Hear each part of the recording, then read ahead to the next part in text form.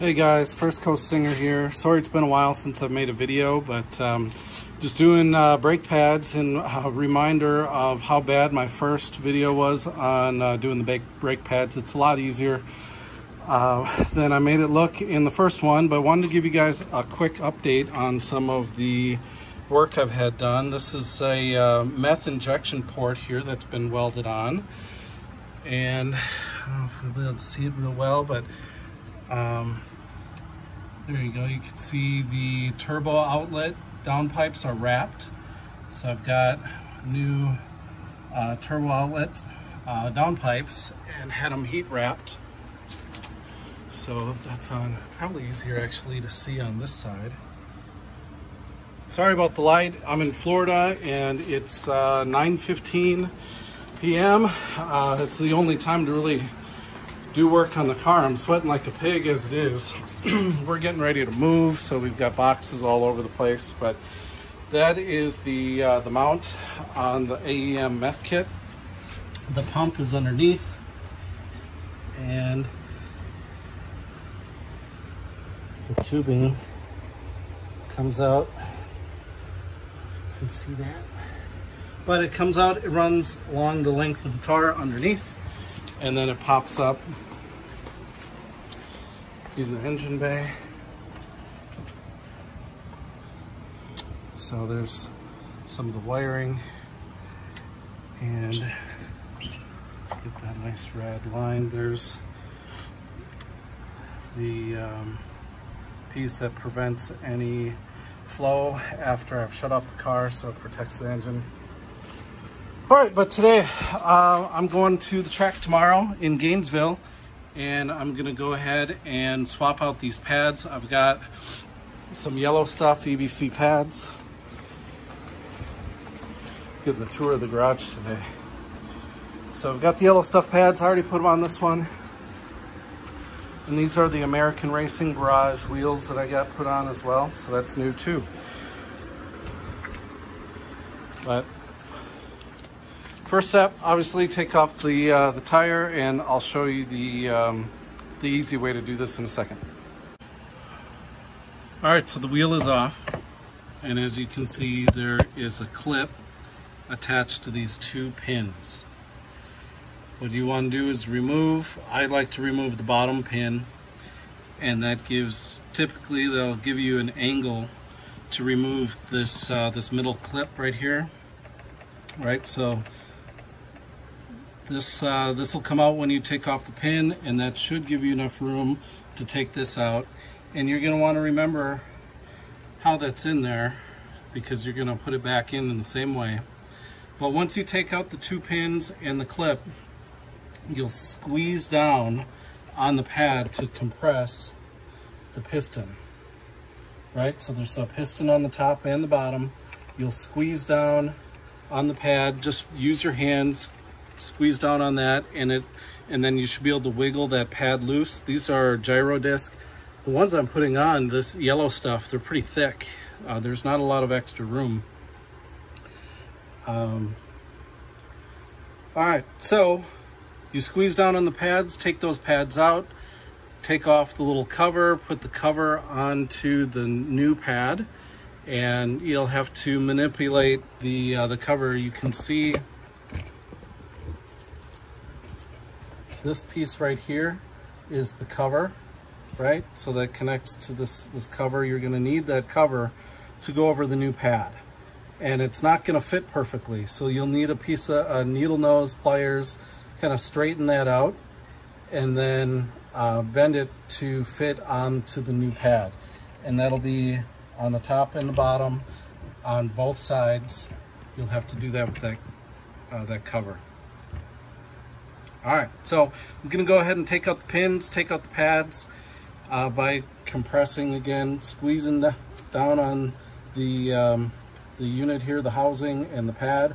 That'll compress that piston, give me room to pull it out, and we'll go from there. All right, so I got the first brake pad out. Like I said, I just squeezed on this and kind of wiggle it back and forth, and it comes out. This one's been a little bit harder, and I just took this the screwdriver, put it in here, and you have leverage to squeeze on it, and that compresses the piston, and that makes it so that it comes right out. So as you can see, that piston's compressed, it's gonna push back out. And if you're struggling to get those brake pads out, just try and use that opening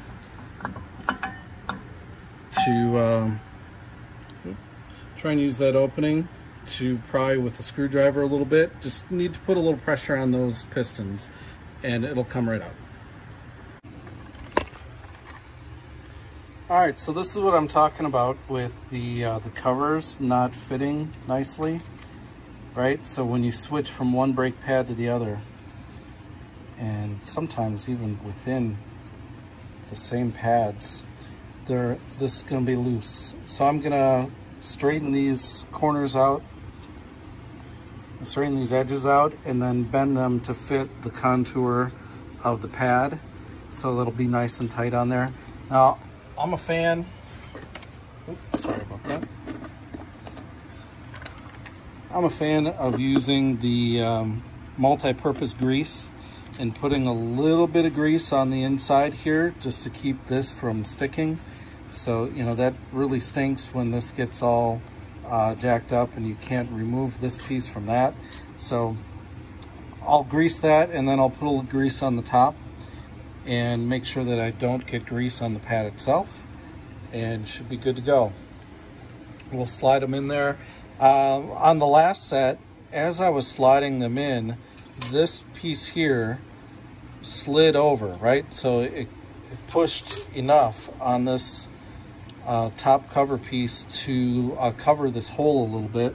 So just keep an eye on that, because your pin won't go in, right? So if you slide through here, it's got to go through that hole and then through the other side, and you know, through the hole on this brake pad and out here. So it won't be able to do that if this hole gets covered up. So that common issue that comes up with doing brake pads. Again, this is the Kia Stinger GT2. This is 2018 all-wheel drive, and throwing these EBC yellow stuff pads on. All right, that step is complete. I've got all of those edges bent to fit on the covers, and a little bit of grease on those. Next step is to press onto the pistons and push those in so that we can make room and go ahead and slide these pads on in. So I plan on doing that using a couple of screwdrivers. You simply slide in, and then you're able to get leverage to push like that, and that'll push the piston in, and you'll be able to fit in your brake pads. All right, so I'll get to it. So I just discovered something. When I started the video, that clip had those pieces facing towards the back of the car. They're supposed to be facing in towards the pads to apply pressure.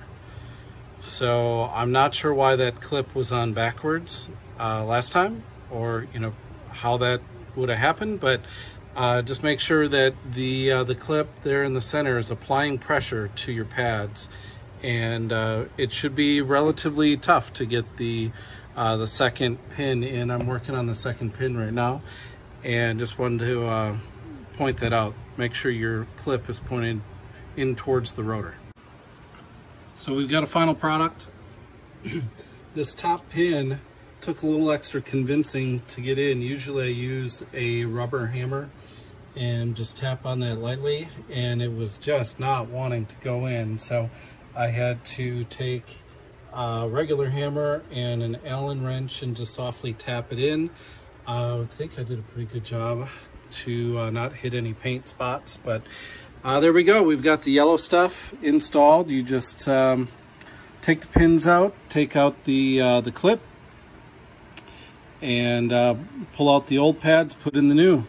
Simple as that.